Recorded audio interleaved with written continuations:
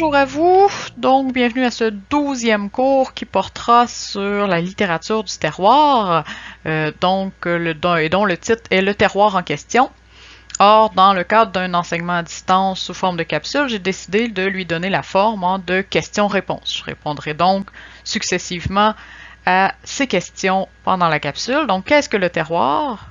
Qu'est-ce que le terroir en italique? Qu'est-ce que la littérature du terroir? Maria Chapdelaine est-il un roman du terroir? Et enfin, qu'en est-il d'un homme et son péché? Est-ce un roman du terroir? En fait, je ne répondrai pas à cette question, puisque ce sera la question d'atelier à laquelle vous pourrez réfléchir au cours de votre lecture du roman de Claude-Henri Grignon. Mais donc, soyez attentifs aux caractéristiques du terroir que je présenterai dans cette capsule pour pouvoir répondre à la question d'atelier. Donc, qu'est-ce que le terroir? Au sens propre, Antidote nous dit « ensemble de terres exploitées par une collectivité rurale », région considérée du point de vue de sa production agricole, de ses particularités rurales, de ses traditions, ou plus largement, les régions rurales, la campagne.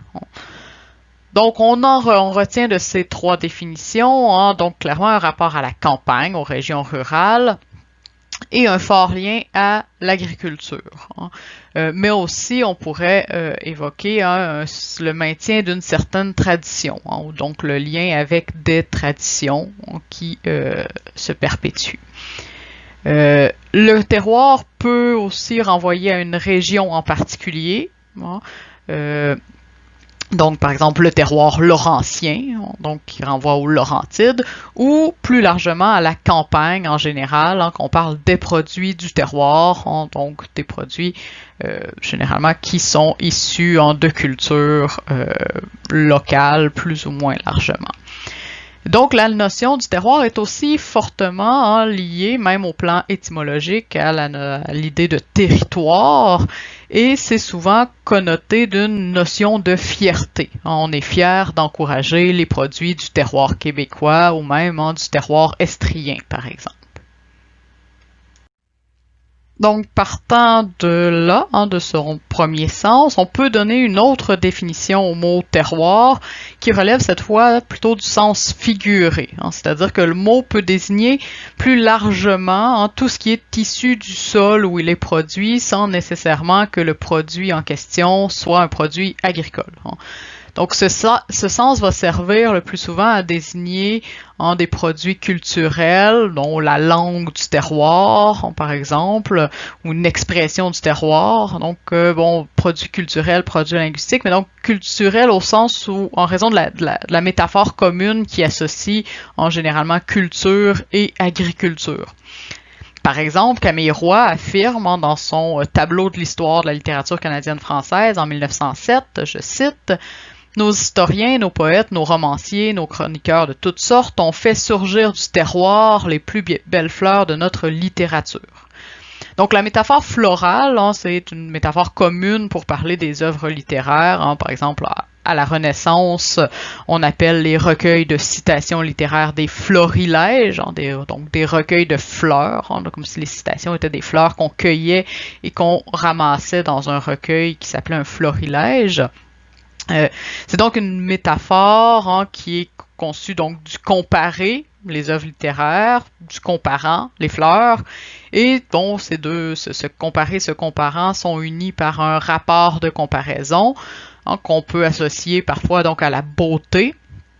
Les œuvres littéraires sont comme des fleurs parce que c'est un produit, il y a une certaine forme de beauté, d'esthétisme, mais qui peut aussi évoquer, comme le fait Camille Roy ici, l'idée de quelque chose qui a rapport au sol, qui est un produit du territoire. Donc, les œuvres littéraires surgissent de la terre comme les fleurs qui poussent une fois qu'on y a semé une graine d'inspiration. Donc, c'est une métaphore assez convenue. Mais donc, d'où la proximité de cette métaphore florale avec celle du terroir, hein, qui va s'imposer tranquillement au début du 20e siècle. Donc pour Camille Roy, hein, dans cette citation, les œuvres des écrivains de son époque sont, hein, tout comme des fleurs, de beaux produits issus du sol canadien-français, et ils sont donc, hein, l'objet d'une certaine fierté.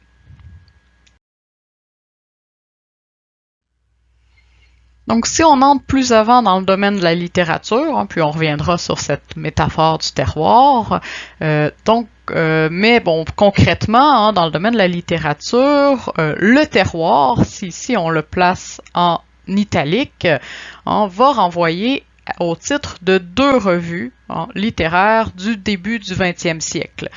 Donc d'abord Le Terroir, revue de l'École littéraire de Montréal en 1909, puis Le Terroir, revue mensuelle de la Société des arts, sciences et lettres de Québec, donc qui est fondée en 1918 et qui va demeurer jusqu'en 1940. Or, quand on regarde ces 2 revues, hein, ça nous permet de voir que dans cet intervalle de 10 ans, hein, il y a une modification qui se fait dans la définition du terroir et dans sa connotation, comme on le verra. Donc, d'une part, le terroir de 1909, on se rattache à la 2e vague de l'École littéraire de Montréal. Donc, première vague, c'était celle autour de Néligan, 1895, 1900. Donc, 2e vague, donc autour de Germain Beaulieu, dont j'ai parlé dans le cours sur Néligan, puisqu'il est un des fondateurs de l'École littéraire de Montréal, hein, et donc il est encore là en 1909, hein, et il va fonder la revue Le Terroir. Donc, comme je l'ai dit dans le cours sur l'École littéraire de Montréal, le groupe n'impose pas d'emblée une esthétique spécifique à ses membres, même si on associe la première École littéraire de Montréal autour de Néligan à une esthétique plutôt symboliste, idéaliste, une ouverture sur les avant-gardes parisiennes, reste que s'y côtoient des gens qui adoptent plusieurs esthétiques poétiques ou littéraires, et c'est encore le cas en 1909 dans la revue Le Terroir, dans laquelle, dit-on, et je cite, le régionalisme occupe une place somme toute bien modeste, hein, et qui révèle un cénacle aux idées esthétiques diversifiées, parfois traditionnelles, hein, parfois audacieuses. Donc, il n'y a pas une dominance du régionalisme dans le terroir de 1909. Donc ici, le titre Le Terroir renvoie encore à une forme de métaphore, hein. Certes, c'est une métaphore qui évoque le caractère canadien-français de la production littéraire qui est éditée, diffusée dans la revue Le Terroir, mais le terroir renvoie aussi davantage à une dimension esthétique, hein. Donc, à l'inverse, par exemple, d'un adjectif comme national, hein. Donc, si on se dit le terroir évoque de la littérature canadienne-française, le choix de désigner cette littérature par l'usage d'un terme comme terroir plutôt que national, hein, ça montre une dominance de l'esthétique sur le politique. La littérature nationale tend à rattacher la littérature à quelque chose de politique.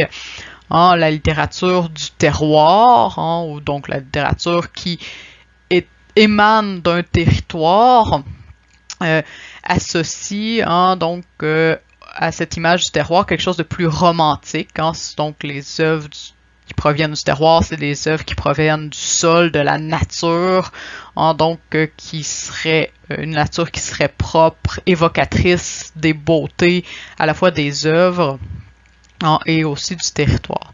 Donc, l'usage du terroir ici dans une dimension métaphorique met l'accent sur, oui, l'origine des œuvres, mais aussi sur leur aspect esthétique, hein, puisqu'il renvoie à donc une certaine proximité avec une forme de nature. De cette désignation métaphorique en 1909, on passe à une dimension beaucoup plus idéologique en 1918 avec Le Terroir, revue mensuelle de la Société des arts, sciences et lettres de Québec, dirigée par Damas Potvin. Donc, revue qui vivra quand même plus longtemps que la précédente. La précédente dure uniquement 1 an, 1909, quelques numéros, alors que Le Terroir de 1918 va perdurer jusqu'en 1940. Et donc, c'est une revue aux accents clérico-nationalistes qui va s'opposer à la revue Le Nigogue dans la querelle entre les exotiques et les régionalistes, donc querelle dont je ne parlerai toutefois pas ici, mais donc elle prend un parti fortement régionaliste et s'ancre dans l'idéologie de la survivance ou l'idéologie de la conservation de la race canadienne-française, idéologie qui est aussi portée par la Société des arts, sciences et lettres du Québec, justement, donc la Société des arts, sciences et lettres de Québec. Donc, justement, à nouveau, notez ici le clivage entre la revue Le Terroir de la Ville de Québec, plus conservatrice, et la revue Le Terroir de l'École littéraire de Montréal, 10 ans plus tôt, qui était plus ouverte à différentes formes esthétiques. Or, on verra que le clivage idéologique entre les deux n'est pas uniquement géographique, c'est pas uniquement une question de Montréal versus Québec ici. Il s'est passé quelque chose entre 1909 et 1918 dans le milieu littéraire qui modifie la conception du terroir en littérature, comme on le verra. Déjà, on sent cette modification dans les quelques mots du président de la Société des arts, sciences et lettres de Québec, donc mot du président qui est paru dans le premier numéro de la revue du terroir et qui nous donne un peu déjà une idée de ce qui s'est passé entre 1909 et 1918 au Québec. Donc ça fait écho à quelque chose. Donc je cite le passage. « Mesdames et messieurs, nous ne voulons pas mourir, n'est-ce pas? C'est la voix de la famille, de la race qui nous crie. » Je poursuis. Donc, si nous ne voulons pas mourir, il nous faut grandir. Donc, c'est ce que dit Georges Morissette dans ce texte. Donc, c'est l'allocution du président de la Société. Et donc, c'est la mission que se donne la Société des arts, lettres et des arts, sciences et lettres, donc que d'instruire les Canadiens français pour ne pas qu'ils meurent dans cette vision de survivance. Et donc la phrase citée donc relève de cette idéologie de conservation. Nous ne voulons pas mourir, nous devons survivre. Mais l'évocation de « nous ne voulons pas mourir », c'est la voix de la famille et de la race qui nous le crie. Évoque un autre discours tenu dans un autre type d'ouvrage à peine quelques années plus tôt et qui se lisait comme suit. Je vous laisse deviner de quoi il s'agit. Alors, une troisième voix, plus grande que les autres, s'éleva dans le silence. La voix du pays de Québec, qui était à moitié un chant de femme et à moitié un sermon de prêtre. Elle disait « Nous sommes venus il y a 300 ans et nous sommes restés. Ceux qui nous ont menés ici pourraient revenir parmi nous sans amertume et sans chagrin, car s'il est vrai que nous n'ayons guère appris, assurément nous n'avons rien oublié. Ici, toutes les choses que nous avons apportées avec nous, notre culte, notre langue, nos vertus et jusqu'à nos faiblesses, deviennent des choses sacrées, intangibles, qui vont demeurer jusqu'à la fin. Autour de nous, des étrangers sont venus, qu'il nous plaît d'appeler des barbares. Ils ont pris presque tout le pouvoir, ils ont acquis presque tout l'argent. Mais au pays de Québec, rien n'a changé. Rien ne changera parce que nous sommes un témoignage. De nous-mêmes et de nos destinées, nous n'avons compris clairement que ce devoir-là, persister, nous maintenir. Et nous nous sommes maintenus, peut-être afin que dans plusieurs siècles encore, le monde se tourne vers nous et dise « Ces gens sont d'une race qui ne sait pas mourir. Nous sommes un témoignage. » Donc, est-ce que vous avez deviné ou reconnu de quoi il s'agissait? Il s'agit bien sûr du roman Maria Chapdelaine de Louis Hémon, sur lequel je vais revenir plus tard. Mais pour l'instant, je peux simplement dire que donc ce roman va fortement marquer la conception de la littérature qu'on va trouver véhiculée dans la revue Le Terroir dans les années 20 et 30. D'ailleurs, le premier numéro de la revue comprend le texte d'une conférence de Damas Potvin intitulée « Un pèlerinage au pays de Maria Chapdelaine » et dans laquelle il affirme, je cite, « Maria Chapdelaine est donc une leçon pour nos romanciers canadiens. Ils ont tout ce qu'il faut dans notre nature et dans nos mœurs pour être du terroir. » On peut donc dire que le lien entre terroir et littérature est à ce stade n'est donc pas simplement métaphorique, qu'il participe d'une idéologie, de l'idéologie de conservation, et qu'il est fortement lié à Maria Chapdelaine. Or, avant de m'arrêter sur Maria Chapdelaine et son rôle dans toute cette histoire, il faut peut-être répondre de façon plus générale à la question « Qu'est-ce que la littérature du terroir ?»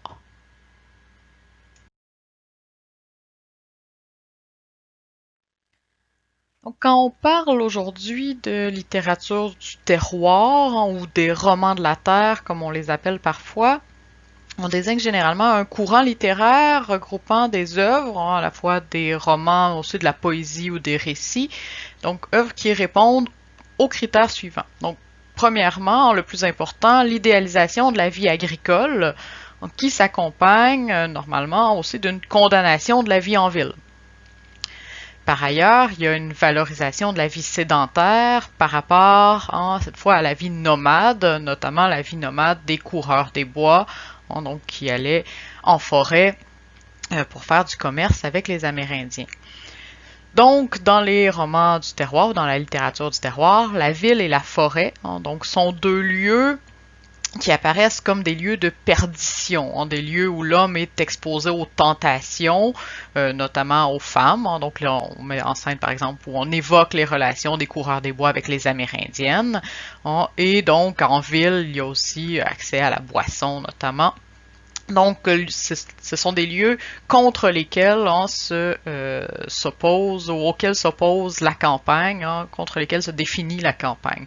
Donc, sur la terre, donc en campagne, l'homme est non seulement éloigné de ses péchés qu'on peut retrouver en ville ou en forêt, mais donc puisqu'il travaille le sol, donc qu'il récolte les produits que Dieu a mis dans le sol, il est plus proche de Dieu. On fait aussi ce lien entre la proximité du sol, la vie agricole qui donc récolte les produits divins et donc le lien entre la campagne et le bon catholique.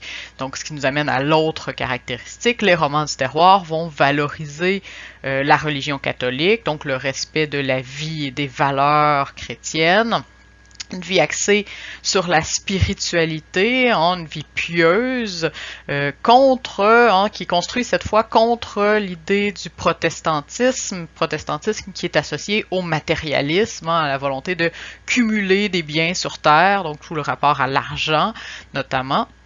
Alors que pour les catholiques, la vie sur terre, elle sert d'abord à, l'expression, gagner son ciel, c'est-à-dire à obtenir son salut après la mort. Donc, la vie sur terre sert à ça, à faire des bonnes actions pour pouvoir avoir accès au paradis après la mort. Et donc, la vie sur terre ne sert pas à profiter des plaisirs de la terre, que ce soit l'argent ou les plaisirs associés à la gourmandise ou à la luxure. Donc, ce respect des valeurs catholiques. Et la principale valeur catholique, c'est la famille.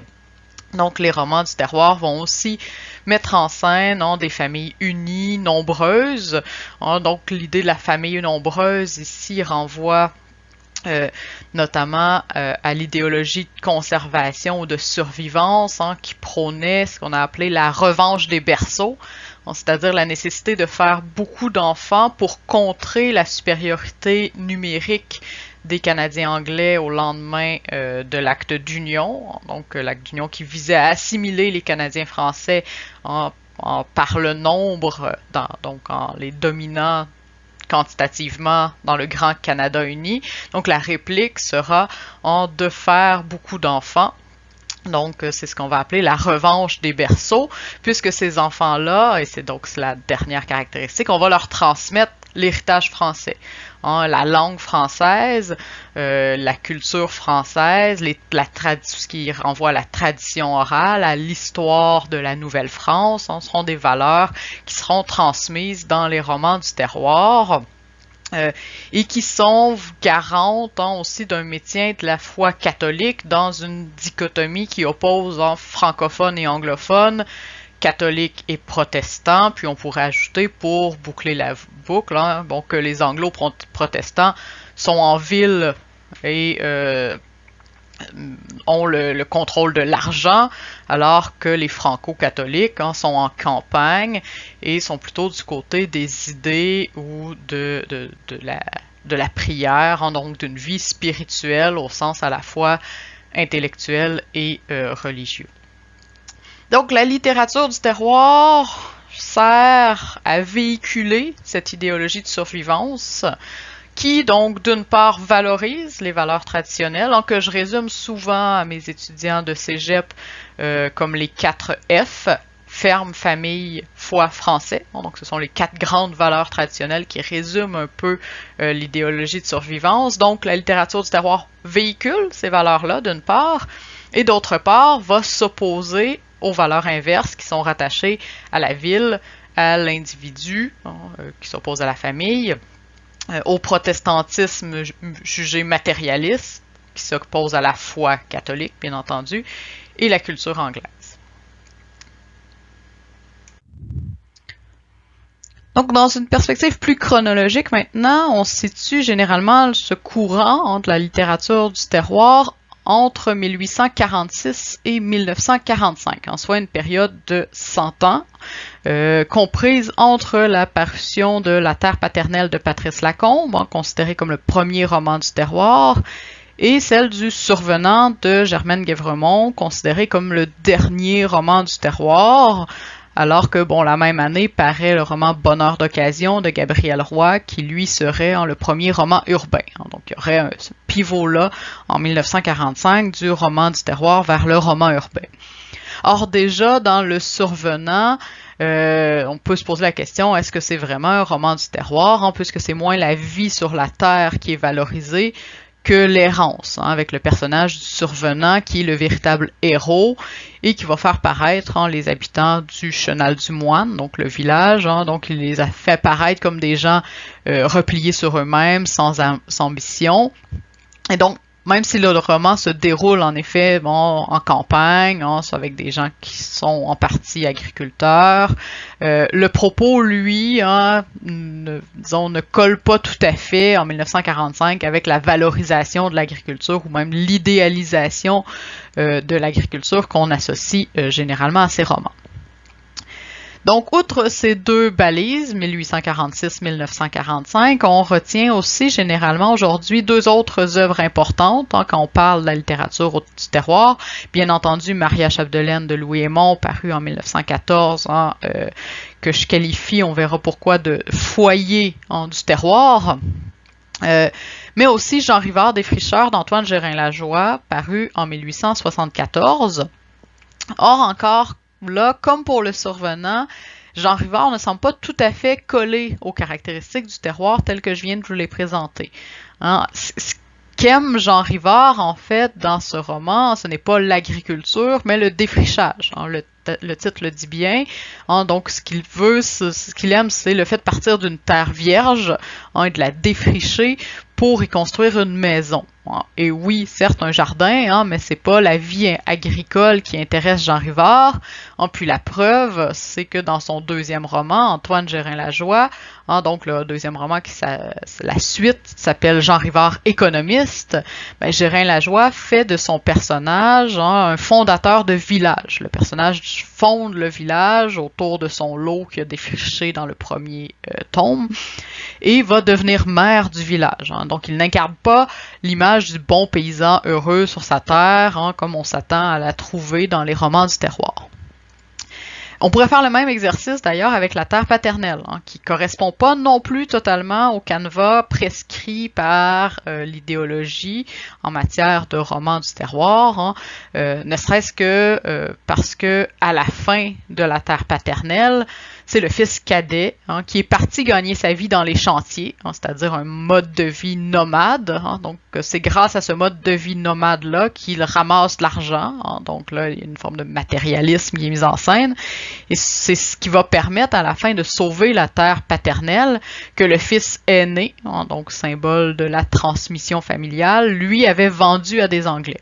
Donc, il y a plein de choses aussi ici qui ne correspondent pas à disons, au canevas didactique qu'on devrait retrouver dans les romans du terroir tels qu'on les définit normalement. On verra qu'on peut également se poser les mêmes questions avec Maria Chapdelaine. Donc, c'est donc à se demander s'il existe de véritables romans du terroir qui correspondent à la description et sur quoi donc repose cette désignation. Et c'est ce que je voudrais éclairer maintenant.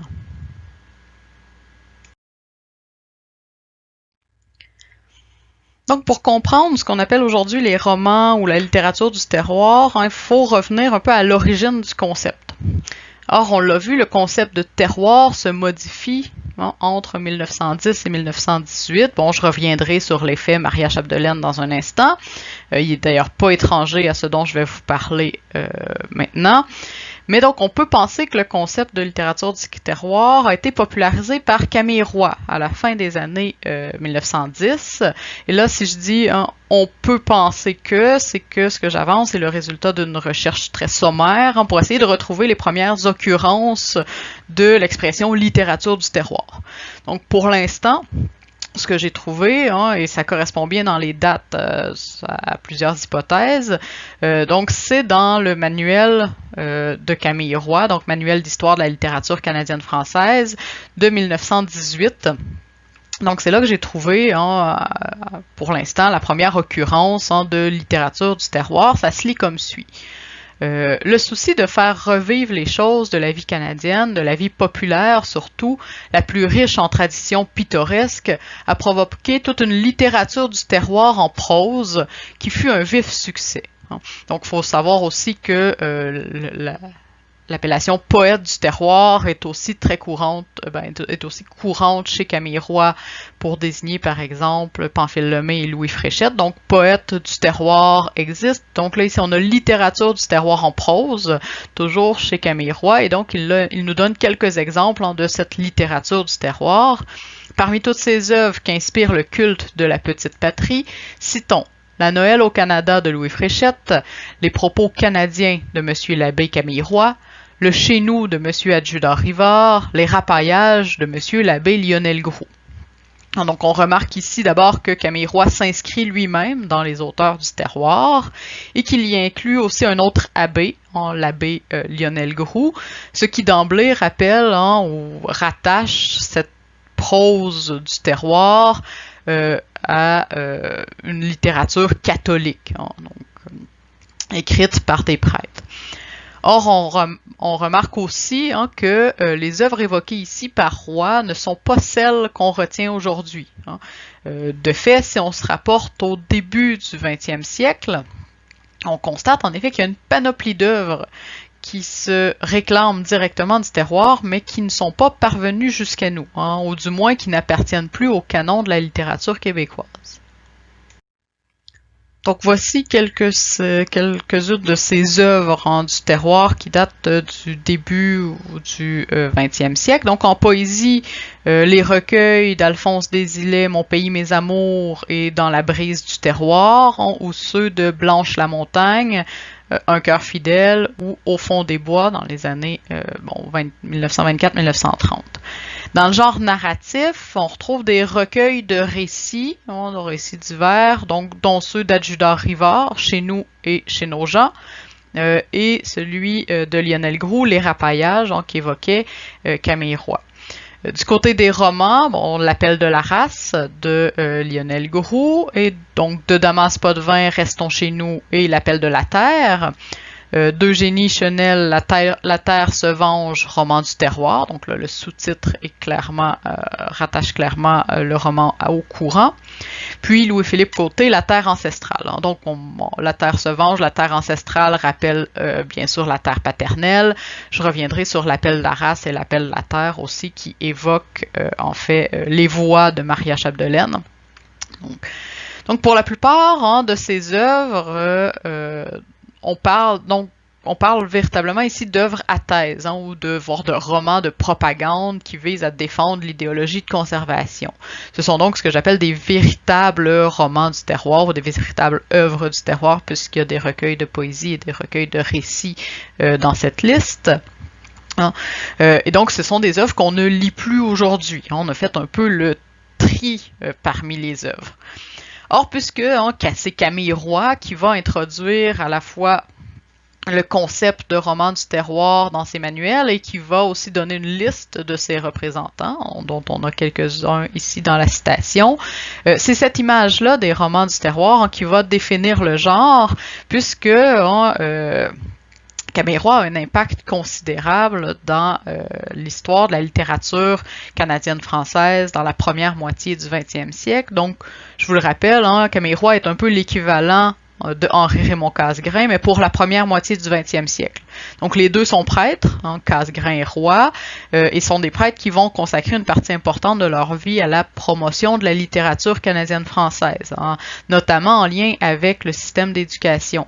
On se souvient que Casgrain avait été chargé par le ministère de l'Instruction publique de son époque de dresser une liste de livres à donner en prix dans les écoles. Donc ça, c'était Casgrain. Camille Roy, lui, va pour sa part influencer l'enseignement de la littérature à travers ses manuels scolaires, dont vous avez pu, pour la plupart, explorer certains de ces manuels pour votre travail, voir les choisir et les analyser. Donc les manuels de Roy, il va en écrire plusieurs, à différentes époques, sous différents formats, mais donc ces manuels vont être utilisés dans les écoles jusque dans les années 60. Et donc, on peut supposer que la qualification de roman du terroir, qu'il propose en 1918, va tranquillement s'imposer et qu'à partir de cette qualification-là, on va en venir à construire autour d'elle une généalogie. Donc, on va se demander ça a commencé quand ça, puis donc si la dénomination se fait autour de 1918. Il y a des œuvres avant qui ont permis aussi l'arrivée de ce courant. Donc, on va faire remonter le concept jusqu'au milieu du 19e siècle avec le roman de Patrice Lacombe, La terre paternelle.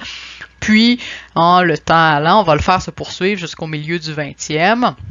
Avec le survenant, et tout en gardant ce noyau, ce foyer au milieu des années 1910, qui correspond à la fois donc au moment de la parution de Maria Chapdelaine, puis à la création du concept par Camille Roy, ou du moins à sa popularisation par Camille Roy dans son manuel. Et donc, l'apparition de Maria Chapdelaine n'est pas étrangère, je pense au fait que Camille Roy va forger ce concept de roman du terroir qui vont avoir été inspirés, on le verra, par Maria Chapdelaine. Alors, donc aujourd'hui, on continue à utiliser la dénomination roman du terroir proposée par Camille Roy, mais disons qu'aujourd'hui, elle s'est dotée d'une connotation négative. Or, ce qu'il faut considérer, c'est que les œuvres qu'on retient aujourd'hui ne sont plus les mêmes qu'à l'époque. Ce ne sont plus les œuvres à thèse qu'évoquait Roy en 1918. L'histoire littéraire a fait un tri. Et les œuvres qui sont parvenues jusqu'à nous, que j'évoquais tout à l'heure, La terre paternelle, Maria Chapdelaine, Jean Rivard-Desfricheurs, donc ces œuvres-là ne correspondent plus que partiellement à l'idéal proposé par le concept de roman de la terre. Elles s'écartent généralement du modèle qui était prescrit, ou du modèle tel qu'on le conçoit dans l'abstraction. Et donc, ces œuvres font preuve de beaucoup plus de nuances que les œuvres à thèse du début du 20e siècle. Et c'est pour ça qu'on les lit encore. Donc, ce que je veux souligner ici, c'est qu'il y a une inadéquation, donc un écart qui s'est créé entre le concept original de littérature du terroir, tel que l'évoquait et le valorisait Camille Roy au début du siècle, et les œuvres qui le représentent aujourd'hui. C'est donc dans cette perspective que je propose d'aborder les œuvres dites du terroir, en reconnaissant que, certes, les CATEF, donc Ferme, Famille, Foi français, sont là, planent en arrière-plan, qu'ils sont un horizon sur lequel se construit le récit, mais auquel, justement, le récit n'est pas subordonné. Ces romans ou ces œuvres ne sont pas là uniquement pour soutenir la thèse, ils développent une histoire qui met en cause les valeurs traditionnelles, mais propose généralement un point de vue plus nuancé sur celle-ci. Donc, c'est ce que je vais vous essayer de montrer avec le roman Maria Chapdelaine, qui est cela dit, supposé être le modèle des romans du terroir, mais qui est beaucoup plus complexe quand on s'y intéresse. Et c'est un peu mon plaidoyer pour vous inviter à relire ou à lire ces romans hein, sans avoir de préjugés préalables, puisque si on les a conservés dans notre histoire littéraire, c'est que il dévie un peu du modèle où il propose quelque chose de beaucoup plus intéressant que la description qu'on fait généralement des romans du terroir.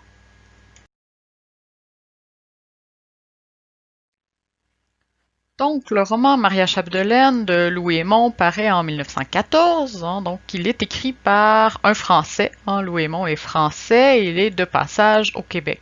Donc, déjà, le fait que c'est écrit par un Français devrait mettre un peu de doute hein, sur le fait que celui-ci veut prôner l'idéologie de survivance du peuple canadien-français. Donc, déjà, il y a peut-être une question à se poser ici sur cette volonté hein, de faire œuvre de propagande comme sont supposés le faire les romans du terroir. L'histoire, hein, donc pour la résumer grossièrement, est celle de Maria qui est à l'âge de se marier et qui doit donc choisir entre trois prétendants. François Paradis, le coureur des bois aventureux, Lorenzo Surprenant, le Canadien-Français qui habite désormais en une grande ville américaine, et Eutrope Gagnon, son voisin paysan, qui lui promet une vie pareille à celle qu'elle a vécue jusque-là avec sa famille. Donc le premier choix de Maria, c'est François Paradis, hein, pour lequel elle ressent un amour véritable et passionné. Hein, et donc le roman présente l'aspect romantique et attirant de l'homme des bois en vivant une vie nomade.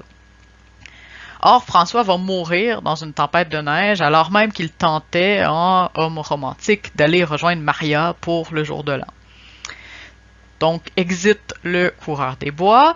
Le deuxième choix de Maria va donc être Lorenzo Surprenant, hein, qui lui a fait miroiter la vie facile dans les villes, alors qu'elle n'aurait pas à travailler et pourrait en fréquenter les cafés, les cinémas, porter de belles toilettes. Or, la mère de Maria meurt entre-temps, et Maria, par devoir familial, va finalement choisir de rester pour aider sa famille, et donc va choisir d'épouser Eutrope Gagnon. Elle se résigne donc ainsi après que des voix lui aient murmuré les beautés de son pays, de sa langue et de son histoire, qu'elle doit, en tant que femme, donc contribuer à maintenir, puisque le rôle de la transmission de la culture échoit traditionnellement à la femme. Et donc, c'est le passage dont je vous ai lu un extrait, c'est le passage qui termine le roman, et c'est aussi le passage qu'on retrouve, donc ce passage des voix qu'entend Maria, donc c'est le passage qu'on retrouve dans la plupart des manuels scolaires, et donc c'est celui qui colle très bien avec l'idéologie de conservation, puisque les trois voix qu'entend Maria sont respectivement la voix de la nature, donc de la terre, du sol, celle de la langue française, puis celle dont je vous ai lu un extrait, qui est donc la voix du pays, à moitié chant de femme, donc le lien à la mère, à la famille, et à moitié sermon de prêtre, le lien à la religion. On a donc là nos 4 F, ferme, français, famille et foi, qui s'adresse à Maria pour la convaincre de rester sur la terre et de reprendre une vie similaire à la sienne avec Eutrope Gagnon. Et donc, je le disais, c'est le passage qui est dans tous les manuels. C'est donc aussi celui auquel faisait écho Georges Morissette, président de la Société des arts, sciences et lettres de Québec, dans la revue Le Terroir, quand il évoquait la voix de la famille et de la race qui nous crie de ne pas mourir. C'est aussi, on peut le croire, à cette idée que renvoient les titres des romans, L'appel de la race de Lionel Groulx et L'appel de la terre de Damas Motvin, avec cette métaphore de l'appel. Or, en retenant que ça, que ce passage-là, que la fin du roman, on écarte en fait le fait que les premiers choix de Maria ne sont pas la vie sur la terre et la répétition de la vie familiale, que si elle finit par se résigner, c'est uniquement en raison des circonstances. Donc, on oublie que le roman de Louis Hémon n'a rien de didactique ou d'idéologique en ce sens. Il ne vise pas à convaincre quelqu'un de la supériorité de la vie sur la terre. Au contraire, pendant tout le roman, il va le mettre de l'avant d'abord les avantages les avantages ou le caractère romantique de l'aventurier coureur des bois dans un premier temps, puis dans deuxième temps les avantages de la vie de la ville, et notamment les États-Unis. Donc ce qui ne correspond pas nécessairement à ce qu'on attend d'un roman du terroir. Et c'est sans compter, là on pourrait élargir l'analyse, mais l'aspect multiculturel de ce roman qui est écrit par un Français, qui met aussi en scène des Belges et des Américains, notamment dans une soirée chez les Chapdelaine. Bref, c'est un roman dont je vous conseille la lecture, même si je vous ai résumé l'histoire, c'est très bien écrit, donc ça mérite d'être lu. Donc, je vous conseille une lecture aussi qui cherche à aller au-delà des préjugés que l'histoire littéraire a imposés sur ce roman. Dans le sillage, cette conception s'est imposée dans le sillage de la conception du terroir de Camille Roy et surtout dans le sillage des multiples imitateurs de Louis Hémon qui vont suivre après 1914. Donc, il y a en effet eu, après l'apparition du roman de Louis Hémon, et notamment après que le roman ait connu un succès important en France, donc il y a eu un effet Maria Chapdelaine, c'est-à-dire une réappropriation du roman au Canada français, une vague d'auteurs qui ont voulu refaire ce que Louis Hémon avait fait avec Maria Chapdelaine. Et c'est pour ça que je dis que Maria Chapdelaine est en quelque sorte le foyer du terroir, puisque c'est comme si tout partait de ce roman, donc si on conceptualisait le concept autour de ce roman et des effets qu'il a eu sur la littérature canadienne-française des années 20 et 30, notamment. Or, tous ces romans qui paraissent dans les années 20 et 30 ont une volonté didactique, moralisatrice ou idéologique beaucoup plus consciente et assumée que le roman de Hémon. Et donc, ces romans s'approchent tous plus ou moins du roman à thèse et sont, en ce sens, beaucoup moins intéressants. Ce sont les romans que j'appelle les véritables romans du terroir que j'ai évoqués tantôt. Or, parmi ces romans qui s'inscrivent dans le sillage de Maria Chapdelaine, il y en a quelques-uns qui sont encore lisibles, voire intéressants aujourd'hui. Je vais en évoquer deux. Le premier, c'est Menot, maître draveur de Félix-Antoine Savard, paru en 1937, dans lequel on retrouve un véritable intertexte du roman de Louis Hémon, donc qui est mis en scène, puisque le personnage de Menot est obsédé par sa lecture de Maria Chapdelaine, dont il retient notamment la phrase que je vous ai lue tout à l'heure, donc « Autour de nous, des étrangers sont venus, ils ont pris presque tout le pouvoir, ils ont acquis presque tout l'argent, mais au pays du Québec, rien n'a changé, rien ne changera parce que nous sommes un témoignage. » Donc il retient cette phrase, il en fait un constat social, et donc Menot, dans tout le roman, va mener un combat désespéré contre l'appropriation des terres des Canadiens français par les Anglais. Et ça jusqu'à ce qu'il sombre dans la folie. Donc, premier roman qui s'inspire de Maria Chapdelaine, mais qui vaut encore la peine d'être lu aujourd'hui. Le deuxième roman, donc qui s'inspire de Maria Chapdelaine, mais ici c'est beaucoup moins direct comme inspiration, c'est Un homme et son péché de Claude-Henri Grignon. Donc dans le roman, on va retrouver quelques clins d'œil où on peut faire des liens avec le roman de Hémon, ne serait-ce que par la rencontre de Nonalda dans un champ de fraises, qui évoque la rencontre de pendant la cueillette des bleuets chez Hémon, ou le rythme des saisons qui rythme le roman, et le roman qui est basé sur l'unité de temps d'une année. Donc tout le roman se concentre, tant chez Grignon que chez Hémon, sur une année et sur le passage des saisons. Donc, mais au-delà de cette influence sur le roman, donc influence ténue, ou du moins qui se lit moins dans le roman que chez Félix-Antoine Savard, par exemple, on sait que Grignon, qui est aussi critique littéraire, entretient une forme de rancune ou de regret par rapport à l'œuvre de Louis Hémon, c'est-à-dire qu'il aurait affirmé que Hémon a volé aux Canadiens français un chef-d'œuvre parmi leurs souches. Donc, Claude-Henri Grignon considère en effet que le roman Maria Chapdelaine, c'est le véritable miracle de notre littérature, et on peut dire en quelque sorte qu'il est jaloux que cette œuvre ait été écrite par un Français, et qu'il voudrait donc s'inscrire dans cette dans ce sillage avec son roman Un homme et son péché. Et donc, je pars de là pour vous poser la question d'atelier. Hein. Donc, il y aura une seule question pour cette séance.